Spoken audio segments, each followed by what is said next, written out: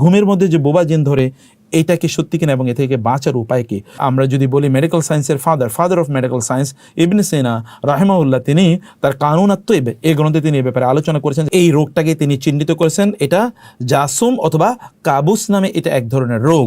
এই রোগের দুটো দিক আছে। এর একটি দিক হচ্ছে যে মানুষ সত্যিকার অর্থে তিনি তার লাইফস্টাইলের কারণে অথবা তার সমস্যার কারণে ব্যক্তি কখনো কখনো ঘুমের মধ্যে এমন একটা প্রভাব তিনি ফেল করেন। আরেকটা হচ্ছে এটা জেনের আসর। তো দুটো দৃষ্টিভঙ্গি থেকে আমরা বিষয়টা বিচার করতে চাই। প্রথমত বিচার করতে চাই যে একদল লোক তারা এই যে ঘুমের মধ্যে, ধরুন আপনি যখন ঘুমিয়ে আছেন হঠাৎ করে আপনি খুব প্রেশার ফিল করবেন, আপনি দম বন্ধ হয়ে যাচ্ছে অথবা কোনো ভারী কোনো একটা জিনিস আপনাকে চেপে ধরছে, আপনার মনে হচ্ছে, অথবা আপনি আওয়াজ দিতে চাচ্ছেন, আপনি সাহায্য চেতে চাচ্ছেন, কিন্তু আপনি সাহায্য, আপনার মুখ থেকে কোনো শব্দ বের হচ্ছে না, আপনি শরীরকে একটু নাড়াচাড়া করাতে চাচ্ছেন, আপনি নাড়াচাড়া করতে পারছেন না। এরকম অনুভূতি কিন্তু অনেকেরই হয় এবং ঘুমের মধ্যে বোবা জিন ধরে বলে আমাদের সমাজে এটি প্রচলিত। এই যে বোবা জিন ধরার বিষয়টি কি আসলেই সত্যি, নাকি এটি এক ধরনের মানসিক বৈকল্য, বা এটাকে যেমন এখন স্লিপিং প্যারালাইসিস বলে মেডিকেল সায়েন্সের একদল লোক এটাকে বলতে চায় বা এটাকে তারা সেই হিসেবে তারা ট্রিট করতে চায়, ব্যাপারটা কি এরকম কিনা? ইবনে সিনা রাহিমাহুল্লাহ তিনি তার কানুন আত-তয়্যিবে এই বিষয়টি লম্বা তিনি আলোচনা করেছেন এবং তিনি বলেছেন এটা দুটো দিক হতে পারে।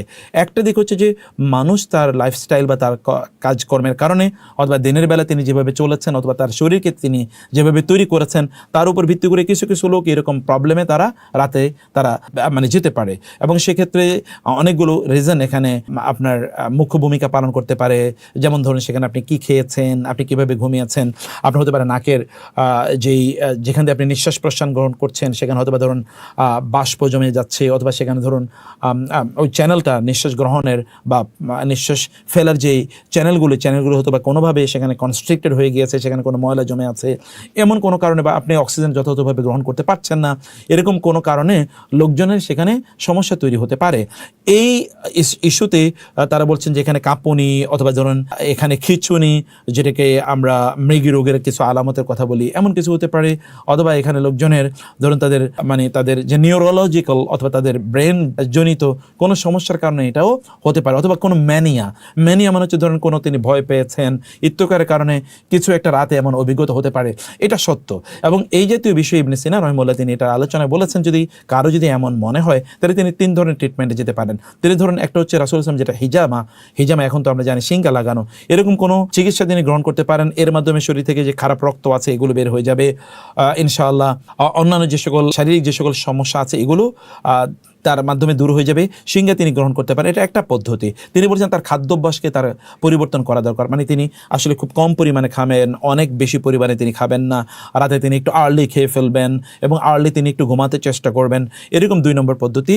এবং 3 নম্বর তিনি বলেছেন যে যেখানে তিনি ঘুমাবেন এখানে যেন যথেষ্ট পরিমাণ অক্সিজেন যাওয়া আসা করে, এইভাবে তিনি তার ঘরটাকে সাজাবেন, এখানে যেন ময়লা আবর্জনা ইত্যাদি না থাকে, এরকম একটা বিষয় ইবনে সিনা রাহিমাহুল্লাহ তিনি আলোচনা করেছেন। অতএব আমরা বলবো যে মেডিকেল সায়েন্সে যদি এটা বলা হয় যদি কারো এটা শারীরিক ইস্যু, তাহলে তিনি এভাবে চেষ্টা করতে পারেন, প্রথম চিকিৎসাটা তিনি গ্রহণ করতে পারেন। এবং 2 নম্বর যেটা আমরা তাকে বলবো যে এরপর জিন আমাদেরকে চেপে ধরতে পারে, দম বন্ধ হয়ে যেতে পারে, আপনি অনেক চাপা কোনো কিছু আপনি অনুভব করতে পারেন, সেক্ষেত্রে আপনি দ্রুত যে কাজগুলো করবেন, মানে আগে আপনাকে প্রিকশনারি কিছু কাজ করা দরকার। প্রিকশনারি 1 নম্বর কাজ যেটি আপনি করবেন তা হলো যে আপনি পবিত্র বিছানায় পবিত্র হয়ে আপনি ঘুমাবেন এবং ঘুমানোর আগে যে আজকারগুলো রয়েছে সেই আজকারগুলো পড়বেন, বিশেষ করে আয়াতুল কুরসি পড়বেন, সূরাতুল ফালাক, সূরাতুন নাস এবং সূরাতুল ইখলাস আপনি পড়বেন, এগুলো আগের কথা আমরা বলছি।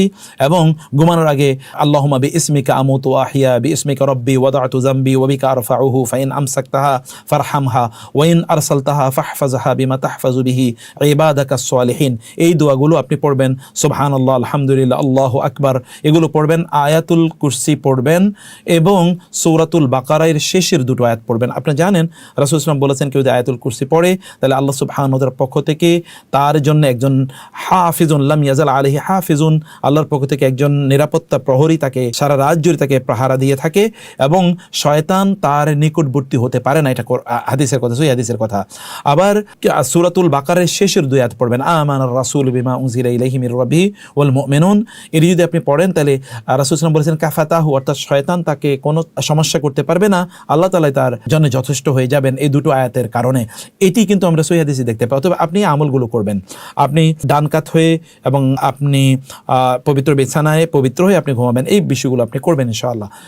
দ্বিতীয়ত হচ্ছে, যদি আপনি রাতে ঘুমের বেলা যদি টের পান যে এমন কোনো কিছু হচ্ছে, তাহলে তখন আপনি কী করবেন? তখন আপনি লা ইলাহা ইল্লাল্লাহু ওয়াহদাহু লা শারীকা লাহু লা হাওলা ওয়ালা কুওয়াতা ইল্লা বিল্লাহ ইন্না লিল্লাহি ওয়া ইন্না ইলাইহি রাজিউন, অথবা সুবহানাল্লাহ আল্লাহু আকবার আলহামদুলিল্লাহ আল্লাহু আকবার, অথবা ধরুন কোরআন একটু পড়া শুরু করে দিলেন, সূরাতুল ফাতিহা পড়া শুরু করে দিলেন, সূরাতুল ফাতিহা তো শাফিয়া, সূরাতুল শাফিয়া, অথবা আয়াতুল কুরসি পড়া শুরু করে দিলেন, অথবা আপনি ধরুন সূরাতুল ফালাক, সূরাতুন নাস, সূরাতুল ইখলাস, কুল ইয়া আইয়ুহাল কাফিরুন, এটি আপনি পড়া শুরু করে দিলেন, অথবা আপনি যে কোনো তাসবিহ তাহলিল পড়া শুরু করেন, আপনি দরুদ পড়া শুরু করে দিলেন। এগুলো যদি আপনি পড়তে পারেন তাহলে নিশ্চিত হন যে আপনি ইনশাআল্লাহ এই দুষ্ট জিন অর্থাৎ বা এই বোবা জিন এটা আপনার কাছ থেকে দূরে সরে যাবে ইনশাআল্লাহ। এবং আমরা জানি যে এটা পরীক্ষিত, কারণ আল্লাহ এবং আল্লাহ রাসূল এটি আমাদেরকে জানিয়ে দিয়েছেন, অতএব এতে আমরা ইনশাআল্লাহ পরিপূর্ণভাবে আমরা সুবিধা পাবো ইনশাআল্লাহ। Salafi.9 রাসূলের কথা বলে।